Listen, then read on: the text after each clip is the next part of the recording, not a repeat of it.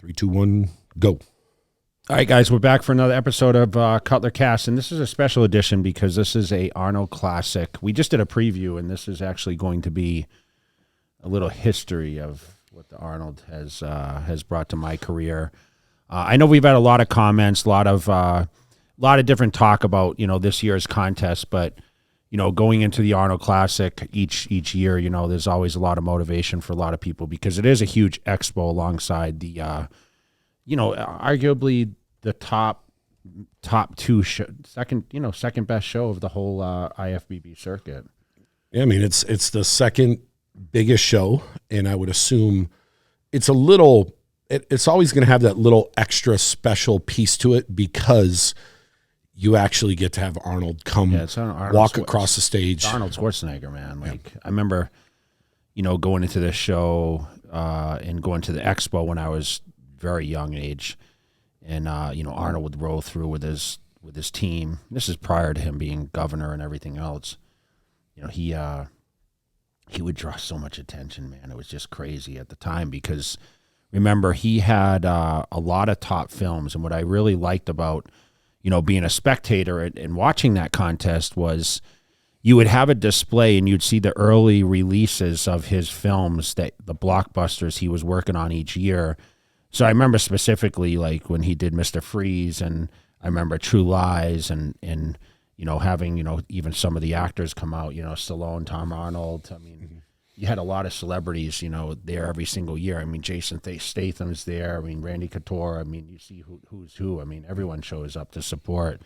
And, from the Expendables. And, I mean, it was just crazy. I remember I was sitting on a flight flying randomly into Edmonton, Alberta, Canada. And Tom Arnold was sitting next to me. Yeah. And I remembered, he was at the Arnold. He was in all the magazines because Arnold walked around with him.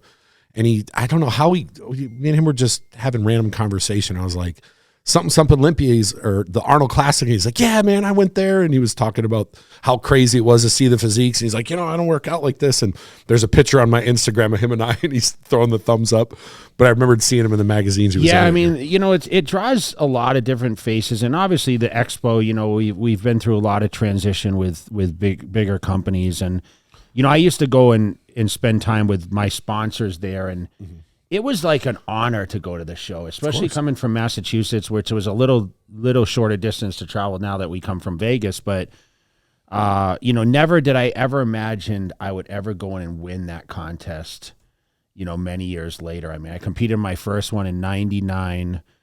I finished 4th, and then, of course, I didn't compete again until 2002, which I won my first, and that started the path to 3 victories there, which still to this day, pretty cool. I still hold the record of consecutive wins, right? Who was the first person to ever win? I'm going to test you. Rich Gaspari, because I actually watched it. I'll tell you what's kind of funny, a history. I watched it on American Muscle Magazine, and they had this documentary. I guess you would call it a documentary then. So Rich Gaspari was with his family eating at like a big Italian dinner, and they were there filming, and he was eating, his meals, and he's like, I'm going to win the first ever Arnold Classic. So it was prior, 1989. Okay. And then, of course, Rich wins the first one.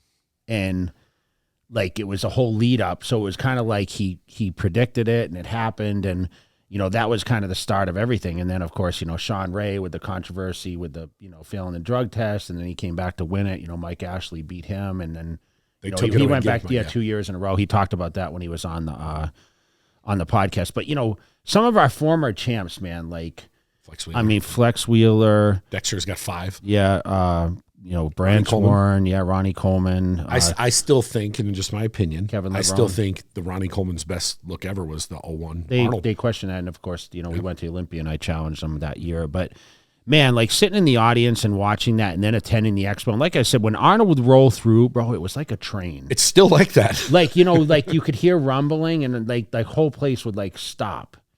And I felt like the aisles were like packed with people, and they would like literally just move them out of the way. And so one of the years I went, I remembered one of the security guys was there, and they're walking around with dogs. and they said, Arnold's going to come soon when the dogs come, because obviously at the time he was a governor. Yeah. So they had to have bomb-sniffing dogs to make sure that everything's clear. So you'd see the dogs come, and then all of a sudden you'd see like 100 people come through. What it was like backstage, it was the same way, like security everywhere, and Arnold would shuffle in and shuffle out. Like, that's the funny thing is I think he literally would come in for a certain amount of days, and then he'd get on a plane and shuffle back out. I remember when he came to Olympia that year, the same kind of thing. So the way Arnold moved was, listen, I remember, like, Arnold was like the top movie star. Yeah. I mean, I heard rumor like he was getting $10 million a movie back then. Maybe that was like the peak. Yeah. And I mean, he was in every year he had a blockbuster film, at least. And it could have been more. And I'm not a huge movie guy as far as like the background, but he literally would showcase that on the big screens to start the contest every year at the night show. And I was fortunate enough to be there for many of those, which was cool. Yeah. I still, you'll hear people argue about today's stars and say, they're bigger than Arnold was. And I'd be like, no, because like if you use The Rock, for example, but he's the Terminator, man. When you say to someone, when you are an iconic person, if you say, what movies made Arnold, and you're going, wow, I think back to Conan and Terminator throughout history. I know, but when you have the one name, like Terminator. Well, I know, but when you just say Arnold, that's it. You don't have to say anything else. Yeah, you made it, right? But no, I mean, think about it, like Sylvester Stallone. Yeah. He was in the Rambos, and he was in Rocky. Mm-hmm. But then some of the newer stars, like, well, what's their best movie? And you start thinking, oh, wow, they were just like a sidekick. But remember, it's we had Nick Walker on. We asked him his favorite Arnold film. Jingle All the Way. Yeah. And, I was torn between, like, Commando or Terminator, right? I mean, Terminator 2, I'm going to tell you a story. So 1990, I think it was 91 when they launched that film. Mm-hmm. And I remember it was a summer, and it was like talking about a July release. And I remember I went to that movie at the time. I was with Carrie, right? She was my girlfriend. And I remember walking in and seeing all these guys that were big. And I'm like, man, I had this is when I already had thought about, getting in the gym and training. It was the summer of when I joined the gym, my birthday, August 3rd. So I'm like, that triggered me. I want to say it was like mid to late July that it launched.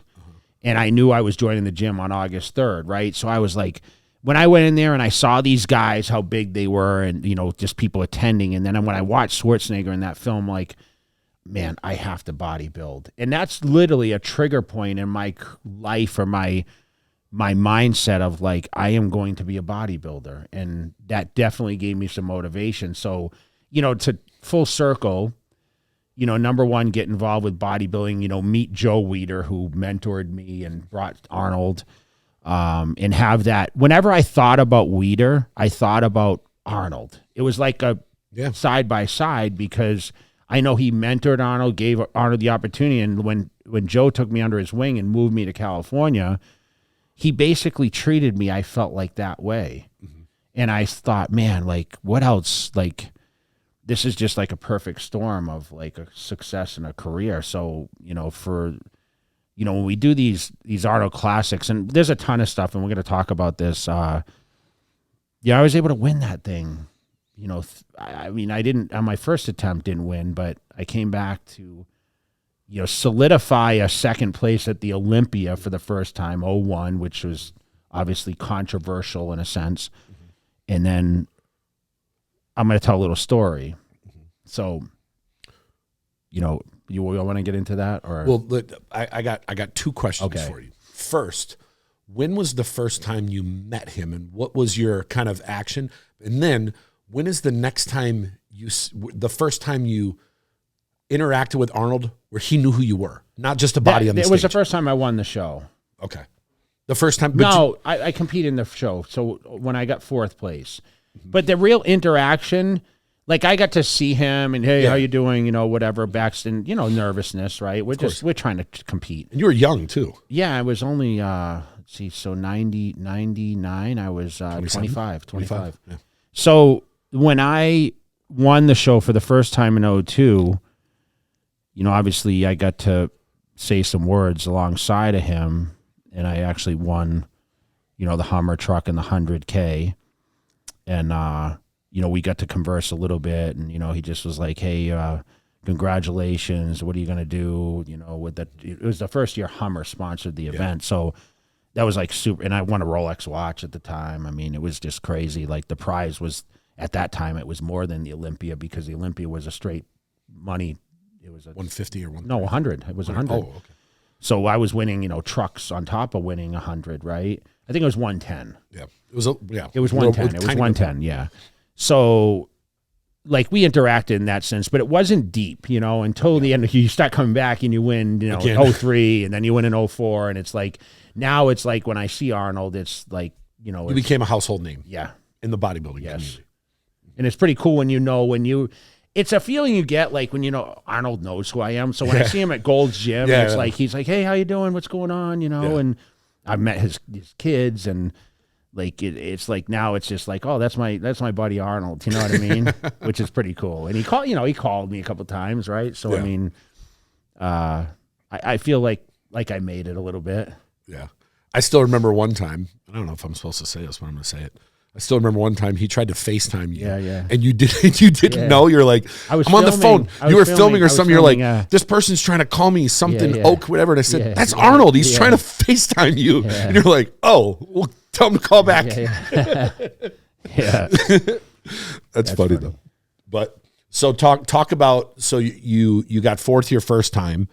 I got fourth my first time. And, Milos and I, we talk about this all the time, but I'll tell you, man, like, training for that show, like, remember, I came in 98, and I came in, like, watery for that event, Night of Champions. Okay. I got, like, 11 or 12 or whatever. We questioned that because I think we tied for 11th. I got kicked to 12th. But I was on a mission to really come in, and the Arnold, is every March. So I was on a super mission. I was still living in Massachusetts, and I said, you know what? I'm not going to come in out of shape again. I'm just going to come in absolutely shredded. So I can tell you that I literally dieted on 50 grams of carbs a day. I would do 50 grams for 3 days of carbs, a lot of protein. I don't know how much, over 400 grams. And then on the fourth day, I'd bump the carbs to like 600, and then I would come back down again. Chris Aceto was doing my diet at the time. He kind of just let me do it. I don't think this was actually his real thought process of getting it done, but he just said, you know what, Jay, do what you do, and you know your body better than I do. I mean, we've been training together for years, but so I was doing 1 hour cardio in the morning and 1 hour at night. And I remember I'd get up at 4 in the morning, and I would do cardio, and I would train at 7. And then I would train again in the afternoon, and I was going, doing my second session of cardio by 6 or 7 at night, and I was in bed by like 8 o'clock. I did that for like 12 to 16 weeks, and I came in super shredded. I was around 240. I had, got third at the Ironman a week before, came to Columbus. I got fourth at the Arnold, okay? Finally realized, okay, I can run with the best. Mm-hmm. Then I went to Olympia.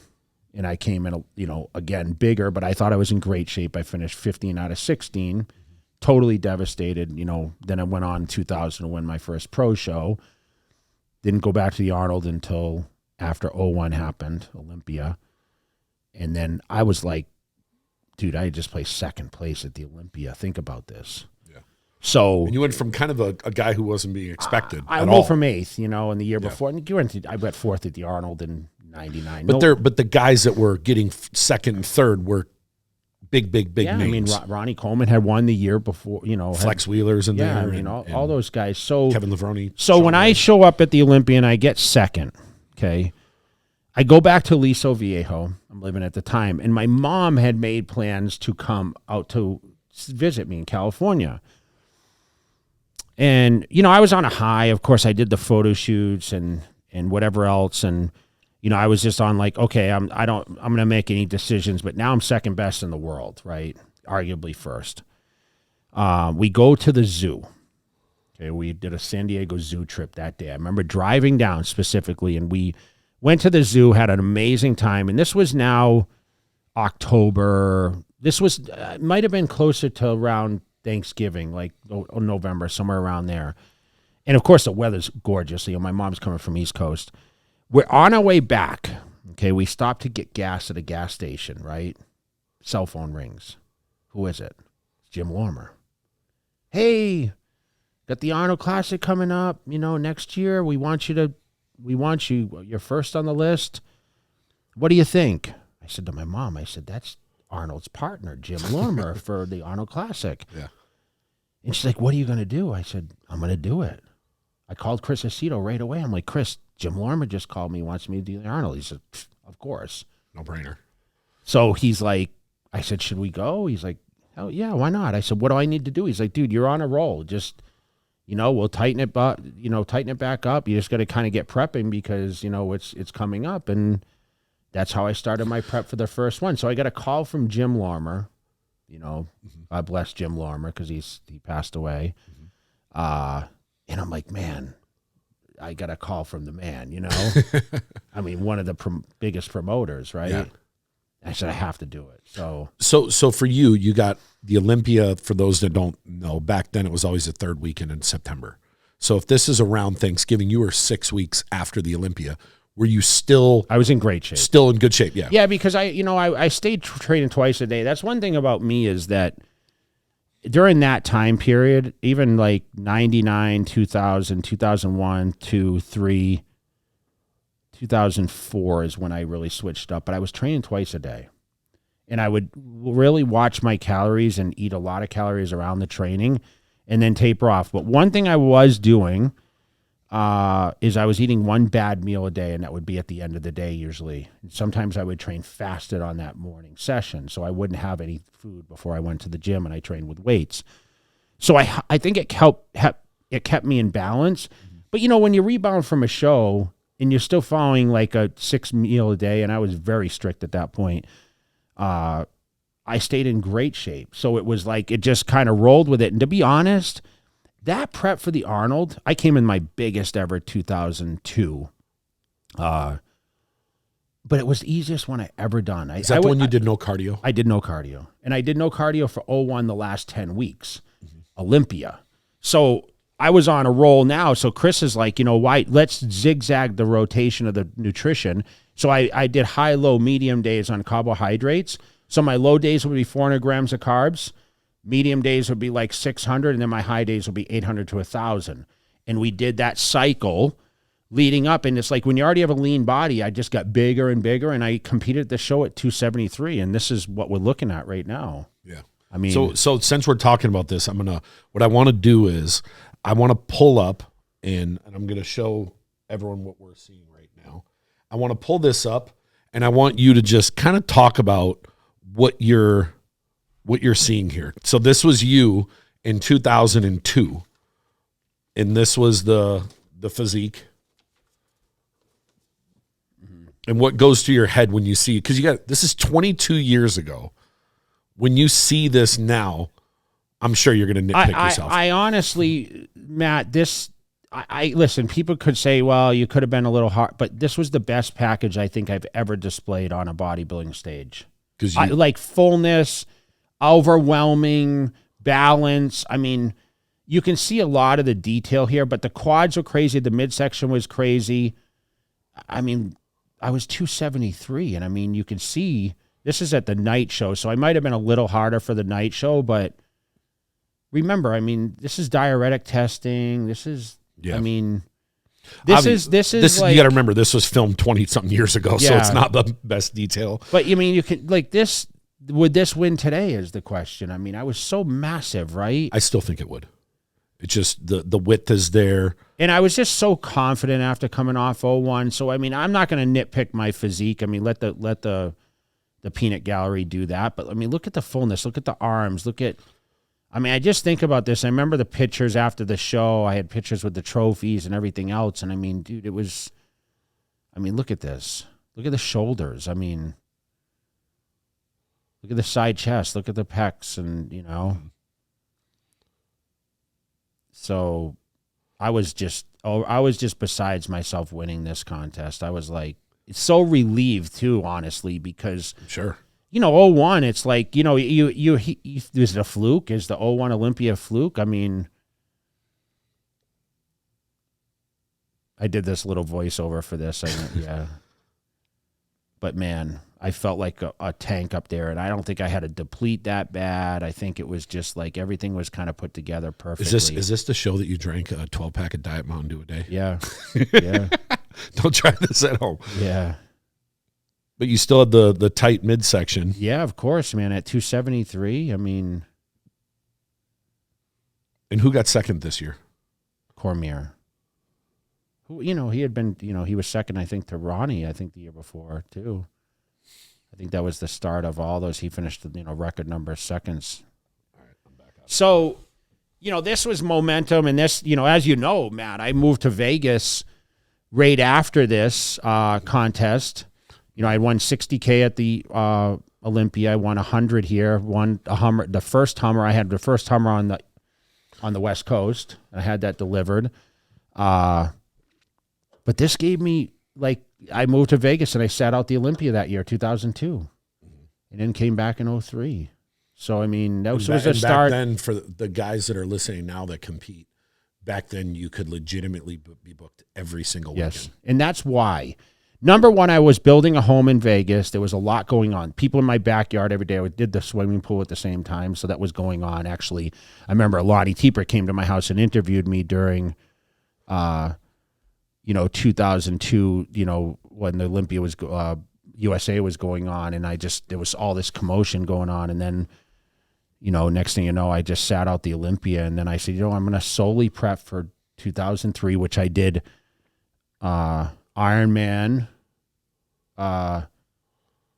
Arnold, San Francisco Pro. Yep. I was scheduled to do Rome also, but I pulled out of Rome because I ended up with a sinus infection.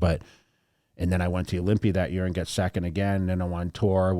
Me and Ronnie did Russia. That's in Fedorov. Yeah. Olympia, right? Yeah. So that was the most prize money ever won in a year, I think, at that point. It was 2003. And that's a lot of money. I mean, it's a lot of money now, but it was a real lot back then. Because you could put 20 grand down on a house back then. Yeah. So, I mean, I actually have what I want to show here. I'll take a picture and post this up too. Okay. So this is an actual letterhead from the Arnold. And it says, this is actually signed by Jim Lorimer here. Okay. So you can post it. But enclose your award for placing first in 2003 Arnold Classic. Congratulations on successful performance. And we look forward to seeing you again in Columbus on March 5th through the 7th, 2004. So what you're going to see right now is this congratulations, and there was a check in here for $100 grand. This was an official letter. So who can still say they have this letter, right? I That's mean, the actual one. Yeah. This is the actual letter. Where do you keep that? Where did you keep it? It's been saved in like in a file. Yeah, in my file. Yeah. That's cool. This I'll show this in a second, but this is actually 2004 check right here, and then we have the truck, and I have a couple other things I want to show, but let's leading into this, so this is a whole year off, training twice a day. I honestly was ready for this show 6 weeks out, and I remember leading in, I was like, I had just done the Ironman, and I had basically dominated there, questionably one of the best Ironmans I've ever been in. Mm-hmm. But was I my best here? I'm not necessarily sure. I think I was better in 02, bigger. It's so hard with this, obviously. Yeah, the lighting is, this was a lot of TV production and all that. And you got to remember, we're looking at something here that's like 480p. Yeah. So this is. Yeah, listen, everyone will, they'll probably pick this thing apart. But, back then I did a lot of voiceovers with my routines, but I always wanted to come on stage and be different from everyone else. Being a bodybuilder, we all strive to be different anyway. We just don't want to be normal, right? And what was different was there something different about this prep? This would have been 03. Well, remember, I hadn't come off, I hadn't been dieting for a year. So I had to pick up and basically start from, after sitting out the Olympia and feeling like, wow, I might have missed an opportunity. Because in 02, Arnold, Ronnie didn't come in like his biggest, right? And everyone says, "Oh, maybe you missed an opportunity," but I'm like, "Damn, no, I'm coming in. I'm going to win this thing." Do you think the physique, the 02 Arnold would have contested Ronnie that year? Yes, because you were big and he wasn't. Yeah, well, I think just with the momentum, this physique, would have. Remember the Ironman? They questioned. I mean, people thought that was one of my best, but the lighting, so was a little different, right? So it's really hard. I mean, listen, I can't critique myself. I mean, I thought I looked better the year prior in this, but it's what it is. I mean, another Arnold, this was the second one. Yeah, so this one, if you were to rate the three, what was your first? First one? First. I always say the first Olympia is always the best one, where I think 09 was better than my first, memory-wise, where the Arnold Classic, the first Arnold, was the best one. And what did you win in the second one? You won another Hummer? $100,000 in a Hummer truck, so my second Hummer. So the first year I picked a black one. I sold to Mark Nally from Flex. Started buying crazy real estate in Las Vegas. That's when we moved to Vegas. That was another reason I moved here, is because after 9/11, it was a great buying opportunity. You could put 5% down on a property. I was buying 3 at a time, building new homes, flipping, making, crazy money. And, this has really kind of set the standard for that. So I went into 03, of course, guest posing every weekend. This only helped my credibility. Of course. Like the Arnold Classic was like, you were first in line. We talk about this in the last podcast. Are you first in line to be the contender at the Olympia? Ronnie Coleman wasn't there. He made the mistake in 2001 and did both. And he said, I'll never do it again, right? So it's hard when you have a bigger body weight. I know Dexter did it. I think Dexter and Brandon won Arnold the same year they won Olympias, right? But, you're going against Ronnie Coleman. It's a different beast, in my opinion. So that's what people need to understand. Why did Jay Cutler choose to do a little less competing-wise? And that's because I was booked every single weekend doing events. So if I wasn't doing the Arnold and the Olympia, the other shows weren't really justifiable, because I could go on a weekend and make what I could win at a smaller tier show, basically, then.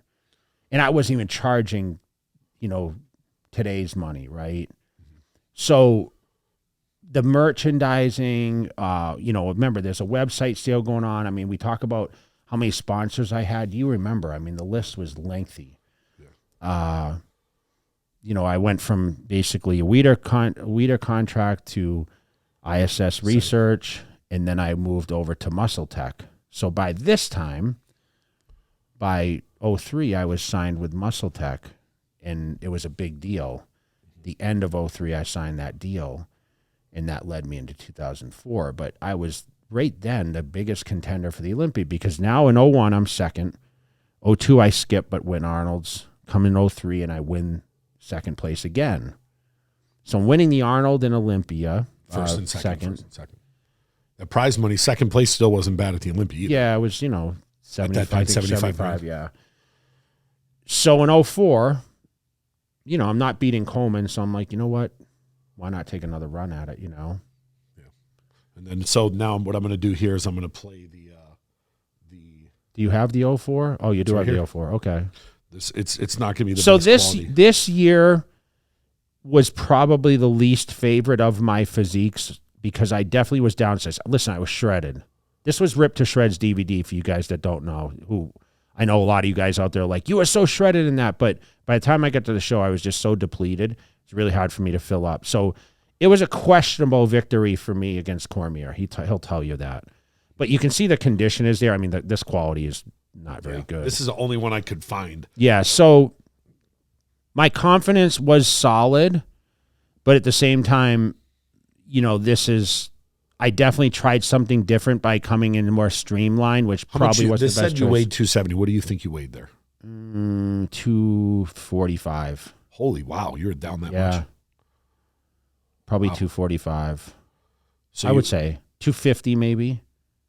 So you're way, way, way down. Yeah, I mean, you can see. I mean, I'm much downsized. I think there's a lot of good condition, but at the same time, I felt like that's what I needed to do at that time, though, because I felt in 03 I could have been a little sharper. But listen, the condition was there. I mean, it doesn't really show in this video, but people saw the Ripped to Shreds, and I mean, I was eating fish all day, orange roughy. I was eating oatmeal. That's mainly for my carbohydrates. I tried switching it up. I went to brown rice instead of white rice. Didn't work for me. But this is an all-fish diet. I mean, this is I had one beef meal a day. But, this victory That's where, we have, this was actually, the Hummer that they gave me until I could order and build another one. So this is my third. I'm building 3 Hummers. It's cool now. that you actually kept them. Yeah, so I have the toys. So I have all 3 of these, okay? But this is the coolest thing you guys are going to see, okay? So this is Mrs. Matt's favorite right here. Okay, so this right here is one of 799 T3 watches. Now, Matt, tell me a little history on this watch. So there's actually pictures of me getting this watch on stage, and this is titanium, and it's, how many millimeters is this watch? I think that's a 48. It's big. It's huge. It's big. So like I said, there's only $7.99. Arnold gave this to me. It came with a DVD set of all his films, his action films. And like I said, this is a very rare piece. So this is made specifically for the Terminator 3 movie. So it's the T3 Automir. And to me, it's cool that you've kept it. Yeah. And what I said before, for people who don't, follow watches like this, it's very, this is one of the more expensive watch brands in the world. There you go. There's the tag and everything. Okay? Yes. This is one of the more expensive watch brands in the world. And the fact that you got this handed to you on stage, but it's legitimately unworn, and you've had it for 20-something years. So there was only 700 or so of these made, and I guarantee you everyone who bought one wore it. So this could potentially be, there might be, maybe the manufacturer has. This is the most exclusive one on the planet. Probably. And it's because Arnold gave me this on stage, along with Ryan Drexler, also from Biochem. He gave me this watch. But I think it's just a really cool. How much you sell it to me for? Yeah. But this is just, it's a little dusty because this is actually sitting in my office. You guys have seen this a million times. So I have all 3 toy trucks. And you know what it's like to be able to, so I called up the girl the first year I won, and I said, hey, I just won the Arnold Classic. They said, all you got to do is just call the number and order your truck. I said, okay, I'd never done this before, right? And I said, I want to order the Hummer. I said, what can I order? She says, anything you want. I said, well, what options can I get? She says, anything you want. So I researched. I'm like, wow, grill guards, headlight bar, like big bar. I said, you know what? I'm going to order everything. So I ordered every single option. So black was the first year. Pewter was the second year, which is like a goldish. And the third year was like a slate blue. And I customized the second one. I ended up selling it, but I customized it for a short time. And then the third one, I had put big tires on it. I had, a kind of a lift and stuff on it. And ended up trading that last one for another vehicle. But, H2 Hummers, they were crazy popular back then. Yes. We didn't care about gas because gas wasn't like outrageous then. And, but I can tell you what I'm going to say about the Arnold Classic is, and you brought this up to me just a little while ago, the financial benefit I got from the Arnold Classic is literally what set up the rest of my life. Yeah. And meaning, I had great advisement around me. Chris Aceto, big shout out to you because you were the first. But I had a great financial team. And as much as I didn't want to, because I really wanted to enjoy it, right? Of course. They said, you have to put your money away. This is a short-term thing. And I always went back. Joe Weider told me this. He said, this is not a lifelong thing. You need to prepare for the future, right? So I was able to take this money, and I had great opportunity to invest, and I was able to set myself up to the point where it's still giving me returns today. Mm-hmm. And when you win a big check like that, and the title brought a lot too, because then you had the potential to go guest appear every single weekend. And that title, like I remember David Bay would interview me for Muscular Development in the magazine, like the interviews, and he always used to say 4-time Mr. Olympia Jay Cutler. I said, wait, and 3-time Arnold Classic champion. Yeah. So it always meant a lot to me. But when I'm reminiscing now about it, like you're asking me about the experience and the diet and what it was like to meet Schwarzenegger. And it's like, here we are again, third time, 04. Hey, Arnold, I'm back. And then, of course, Jim Lorimer loved it. And then it's like, I decided after that fourth one, it was, like I said, I changed my physique. I didn't come in exactly like I wanted to. I said, you know what? I'm that close to the Olympia. I know if I can give full effort towards the Olympia, that's the only reason I stopped doing the Arnold Classic, because that was the one title I needed. I already had 3 Arnolds. I needed one more step to be on the top of the mountain, and that was the Olympia. And then so in 05, I sat out for the first time the Arnold Classic. Dexter ended up winning in 05. Would he have beat you if you were there? I don't think so. Yeah. And then 06, I won the Olympia. Yeah. Never looked back after that. Did it come into mind to do the Arnold? I mean, definitely after I lost in 08. You know, I thought maybe, come back in 09 and do the Arnold. I think Branch Warren won that year. Or Kai Green. Phil Heath did it. He got second. Who won? Dexter won, I think. Dexter, yeah. So it was just a lot of great memories to be there. And to be one of the greats that stood on that stage. So when they had us there for the anniversary, I forgot what year it was, so they brought us all. 35th, I think. Was it last year or the year before? I think 2 years ago. Okay. So to walk the stage with some of those elite, and listen, they're not all with us, right? I mean, Nasser's gone, and I mean, we had a lot of great champions, but I used to look at, like, Mike Francois won this thing in 90. I think he won 95, and I mean, he was one of my idols, right? I mean, Wheeler and Sean Ray and Kevin and, Dexter and, Phil didn't win, but Dennis Wolf, did he win? Yeah, he won one. Yeah. Yep. He won in, I think, 14. Yeah, so I mean, Phil won Arnold overseas, in Spain in 2014. Brandon Curry. I mean, all these guys, William Bonnick's won some. And you always make sure to go back every year. It's been super supportive. I mean, I'll be there this year, and, shout out to Brian Powers. I mean, this year is, like, I'm honored. So the whole point of us doing this podcast was for you to talk about why this year is different.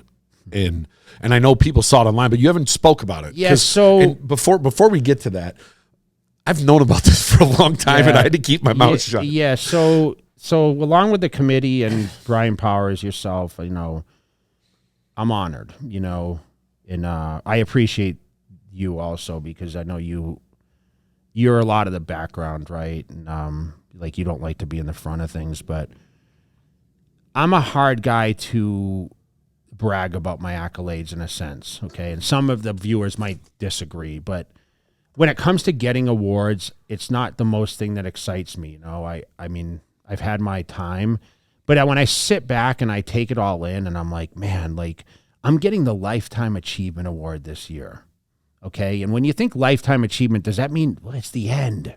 Yeah. Like, oh, I've already done everything. Well, no. I mean, I always said, even at my 50th, I said I'm going to do more between 50 and 60 than I did before. Mm-hmm.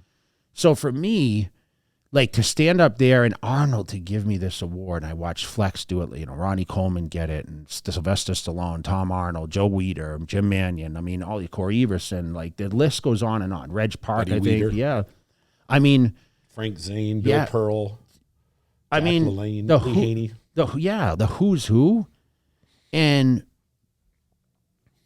it's going to be an emotional moment for me, because I don't see it until it's really in my face, and I'm like, wow, I did that. I still watch these videos. I'll be honest. I watch these training videos. I'm like, I did that. I won these shows, and I'm like, I did that. Like, you become not a fan of yourself, but you're in almost disbelief that I'm that guy. That's why I wanted to play these videos and say, what do you see now? Yeah. Because that was 22 years ago. Yeah. That was you, but you were living in the moment. So it's just funny because we sit on this podcast and we critique all the guys, and and listen, I've definitely hindered some relationships with some of the athletes by my opinions. Of course. And I verbally say this, and listen, I'm not discrediting anyone, but, like, I just tell it how I see it, right? Mm-hmm. And I know it's hard because I have to put myself in those shoes. And I remember, like, getting in a assault with, like, Dan Solomon because, like, he was praising Phil or something, and I'm like, hey, I'm your guy, and you know, I got emotionally upset about it, and, you know, he'll laugh about it because, like, you know, I was like upset because he was on the radio show and discrediting and whatever else. And it's like, you know, whoa, I'm not trying to do that. I'm a journalist, right? Just and I'm not a journalist, but at the same time, like, I'm giving opinions based on, you know, my peers around me and visually what I like. That's the hard part about having a podcast. And like, I didn't make predictions this year. Like, obviously we have a guy that's training, you know, Samson. I FaceTime with Hottie and Hani the other day, and it's like, you know, he's happy. But you know what, in the end, I mean, unfortunately, we're going to do a wrap up after this year's Arnold and have our opinions on who won and who didn't, and if we agree or disagree. And the judges shouldn't get mad either. I mean, there were people that thought I should have won and people that thought I should have lost. I just said, this was my best. This wasn't my best. This physique would have done this or that. Like, in the end, man, it's like, you know, you just want to be transparent with things and you want to be authentic. But so to go back to the Achievement Award, like, I've done a lot in bodybuilding and it went by so fast. And I've had a lot of great relationships from the time, you know, my family accepted it, you know, Gold's Jim Worcester, you know, Chris Aceto, you know, Bruce Vartanian, who took me under his wing, you know, my ex-wife who was there through the whole thing. Yeah. You know, Joe Weider came into my life, Ed Connors, you know, Irv Gelb, who shot the first pictures of me. You know, the list goes on and on. Jim Mannion, who, you know, obviously created this, you know, has the NPC and then, you know, leading over to the IFBB, and those people also that didn't believe in me. You know, the competitors, Ronnie Coleman, Chris Cormier, Phil Heath, you know, Dexter Jackson, the guys that pushed me to be better. Like, Ronnie Coleman I owe a lot to because he made me great. And I mean, he's the reason I'm getting this award in a sense, because I was able to keep pushing. And the biggest question I get these days is, how did you stay motivated? Yeah. Because I truly thought I'd beat him. I truly thought he was beatable. And I thought maybe I was delusional. But at the same time, what are you going to do? How are you going to get up and put your shoes on every day? And how are you going to strap up and go to the gym every day if you don't have belief in yourself? And that's what my message to everyone out there is. You know, you will have an opportunity in your lifetime to do certain things in your life. We all have platforms and levels, right? I chose a fitness level of what I wanted to do. And listen, I believed in it. I took subpar genetics. We know a lot of people with great genetics that, you know, if we just said, hey, if they had my mentality, or Branch Warren, or, you know, the current guy, Nick Walker. Nick Walker, yeah. Like, think about that. And people get mad at Nick for what he says, but he's just believing in himself.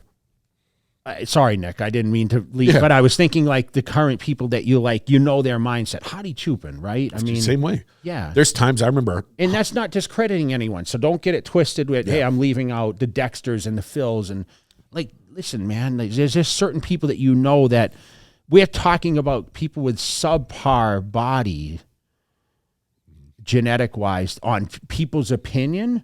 Where I thought I had great genetics. I thought I was, you know, structure and size, and I was able to put on size. Like, that's the biggest obstacle, right? It's bodybuilding. Yeah, It's a muscle contest. I out-muscle people. Nick Walker out-muscles people. He's not out-shaping people. Nick's, you know, he posts these pictures and he's got this taper, and his taper. Dude, stop. He's not a taper guy. He's the mutant. He's a freak. Branch Warren, condition factor, crazy muscle, like just gritty, and that's what, you know. James Holling said, like, you can say the same thing about him. He's not going to out pretty anyone. Yes, but you can outwork people. Yes. So don't let someone else write your history for you. You know, you have to go out there and do it. And there's going to be so many great other champions that come up here and win this award, but this is my year to win it. And it's going to be cool to be able to stand there with Arnold. And, you know, he's been so respected in the industry for so long. He's paved so much, you know, who is the greatest? I discredit Arnold a little bit in a sense, because I always say Ronnie Coleman's the greatest bodybuilder of all time, but Arnold really is kind of at an elite status. It's weird when I say this. It depends how you look at it. You kind of remove Arnold from the conversation, because I always Beyond tell people bodybuilding, you think? he's an iconic human being in the world. Is he one of the most recognizable people? I say this all the time, and I'll use an example. They've compared Arnold to other people in the industry, saying this person could be bigger than Arnold. Yeah. Stop. There is no place on this planet Arnold cannot walk and people won't recognize him. I don't care if it's in Zimbabwe. Yeah. I don't care if it's in Mongolia in a village. There's a different level of celebrity, and then there's iconic people. Like, he's on another level of like a Michael Jordan or a I think even, Nelson Mandela. I think even more in a sense. Because he went from He's a big screen guy. big screen, and he became a politician. And he's constantly on your TV, or right? He's on another level of there's certain people that are on 100 years from now, they're going to know who he is. 100 years from now, they're not going to know who some of these athletes are, or some of these other politicians or famous people. So Arnold's I've always said there isn't a Mount Rushmore. There's an Arnold, and then who falls in below him. So to have my name tied with history with him, I mean, listen, how many times have I said, I won the Mr. Olympia? What is it? Oh, Arnold won 7. Oh, wow. Okay. Yeah. Okay. That solidifies. But that's people forget that though, because there's times where someone, and I was with Phil when they'd say that. Oh, who are you? You're a professional athlete. Oh, I'm Mr. Olympia. Oh, what's that? Arnold Schwarzenegger went, oh, okay, and they immediately realized. They're not saying Jay Cutler, but now a lot of, like, I actually say I competed with Ronnie Coleman, and people like, like they're like, yeah, okay, yeah, I always say this. And a lot of the guys nowadays don't kind of follow that path, just like this historical path. The road to the Olympia went through New York, and then it went through Columbus. Once you've won, at the time back then, it was a night of champions. You won there, and then it became Steve's. The road to the Olympia goes through New York, and then it comes through Columbus, and then you go in the Olympia. What's funny is that's the day that's back. Mm-hmm. I don't know if it follows that suit anymore. It doesn't. No, it doesn't. Because that's we how have it was, way though. more international people. Yeah. And I think that, there's faster tracks to get there. Does that make sense? Yes. Where we had limited shows back then. So the other thing too, social media now allows the whole world to see you, to where before, you knew this, once you won New York, people are like, whoa, you're the big deal. And then, wow, you're at the Arnold stage. Now you're on the global stage. I mean, listen, when I did the first night of champions, Ronnie Coleman won and Kevin was second. These guys were winning and getting top 5 at the Olympia. Kevin had been second, and he was still doing. It was $10,000. $10,000 was $10,000, and he was guest posing, and they were there because they loved competing, and I think that's what the Arnold Classic stage. It's an invitational, so you had to be invited to come every year. Still, so for me to be invited, and that was an honor. To be in Arnold Schwarzenegger show was an honor. And to win the kind of prize money and get the accolades that I got from that contest, that basically solidified me as the second best bodybuilder on the planet, why wouldn't I do it? Mm-hmm. That set the tone. So let's now. I'm gonna put a hypothetical out there. If you're competing now, would you do the same thing? Oh, dude, it's $300,000. It's $300,000, man. You do both for sure. Oh. I understand why Samson. Listen, I respect the hell out of Samson. It's a lot of money. And I asked Milos, I said, what about, we're already getting ahead of ourselves. Yeah. If he wins this year, what about next year? Oh, he's going to do it again, And remember now, the Arnold UK is 2 weeks later, and that's another, I think, $100,000. Listen to me. Can you imagine, Matt? You could win $1 million. $1 million. Could you? Hold on. So 300, 400 for Olympia. That's 7. 850. 850. But see, I take it a step. I take it a step further. Where people don't realize 366 days a year of the Olympias again. So in a 12-month period, you could win. If someone, like, let's use Derek as an example. If he won the Olympia, he won the Arnold UK, and won the Olympia again, because it's less than a year this time. It's 10 months apart. You could pull down over $1 million in 10.5 months. That is a lot of, that's life changing. Yes. You just putting that in the bank right now, depending on the bank you're in, 4.5%. you're making 4.5 to 5.5%. Wells Fargo's paying 4.3, I think. So you're making almost $50,000 a year just leaving it there. That's a lot. That's not bad. Yeah. So if you were competing, I'm sure like you, Dexter, all these other guys are like, damn, why wasn't it like this when we were going? No. You would have done 10 Arnolds if it was $300,000. You know what? You kidding me? Like I said, I was able to listen. You weren't able to buy $120,000 homes with 5% down and selling them for $200K either now, right? But if I could, I would have 6 of them off this podcast. You know, yeah, what the hell are we doing this thing for? Why don't we go make some real money? So maybe they'll do it. Maybe they'll do an old timer show and you can jump. Nah, man, it's just to go back to the Arnold, man, like. How excited are we, though? Yeah, we win this weekend. We win. Yeah. I mean, we have a win because, obviously we've been doing this podcast for a while, and, my career is lengthy, and it still continues, man. You think this isn't going to carry over to, some of our appearances, and UK will be in Arnold UK 2 weeks later. FIBO. I mean, we have all these shows, international stuff, the end of the year.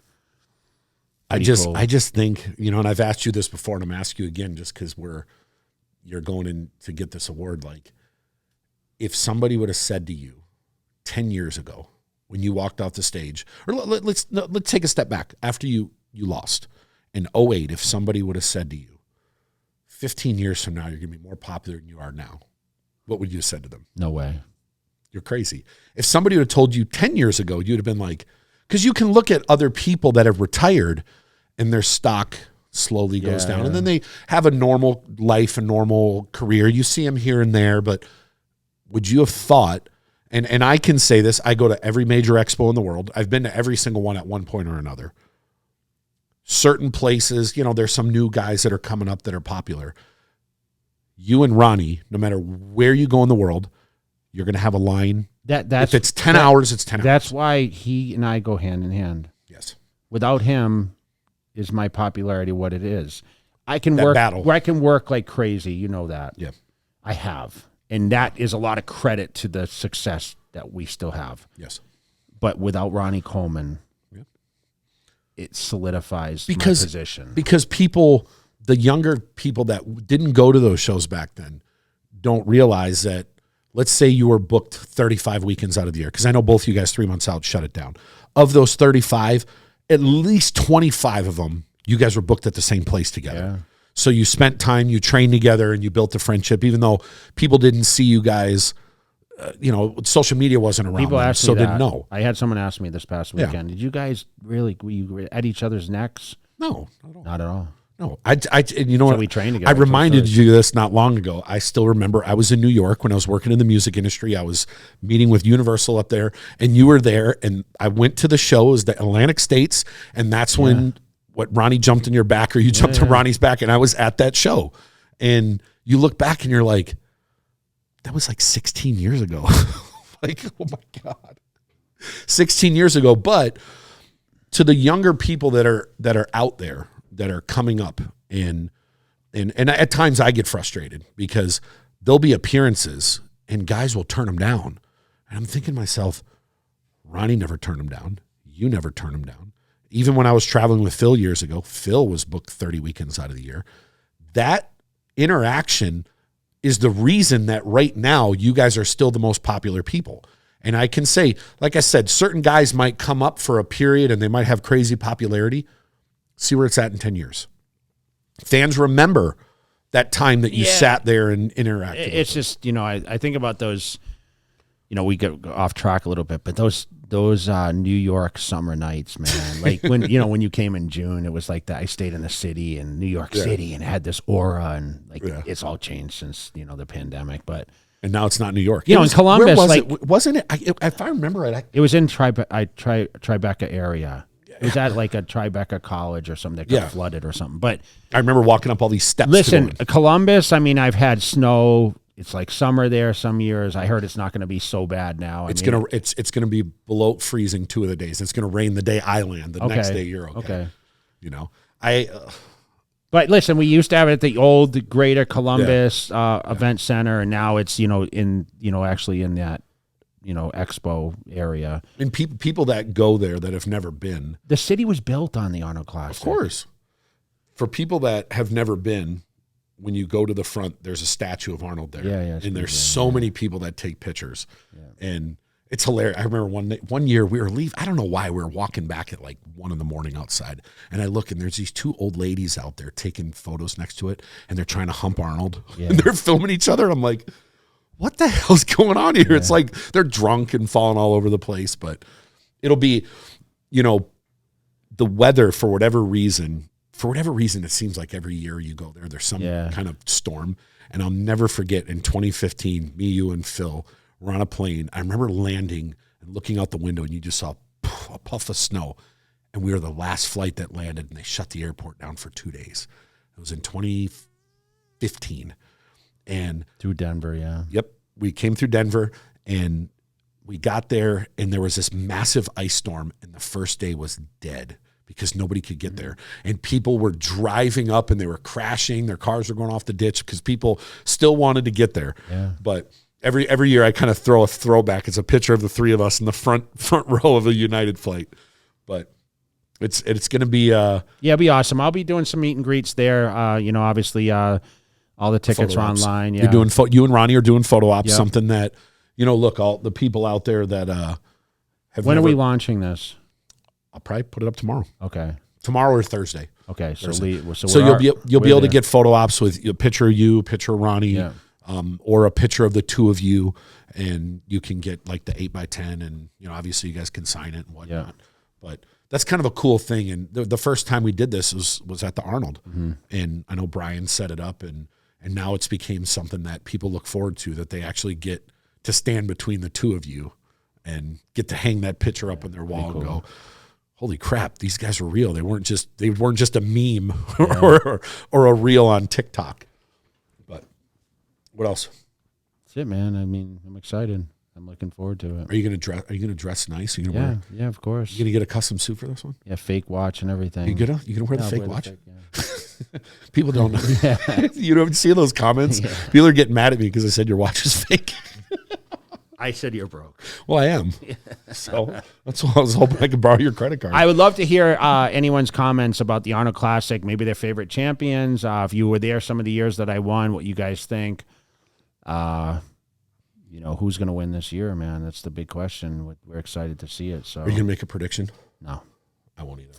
I wouldn't want to make a prediction. We know a lot of behind-the-scenes stuff right now going on. There's a lot of behind-the-scenes stuff, but, man, there's going to be... I saw even Urs predicted a victory. For him? Yeah. I mean, look, he's right there. I mean, him predicting a victory isn't like something out of right field. I mean, he's been top 3 in the world for the last 2 years, so he's going to be right there. He's doing UK also, I think, right? Yeah. I'm not sure. He's going to do both of those, but the Open Olympia, I'll said it before and I'll say it again. I spoke to De La Rosa the other night, and I said, man, I know there's 2 guys that are top 3 in the world, and I kind of did my research on it. I think the last time was in the 90s that of the top 3 guys in the world, second and third are battling 6 months later.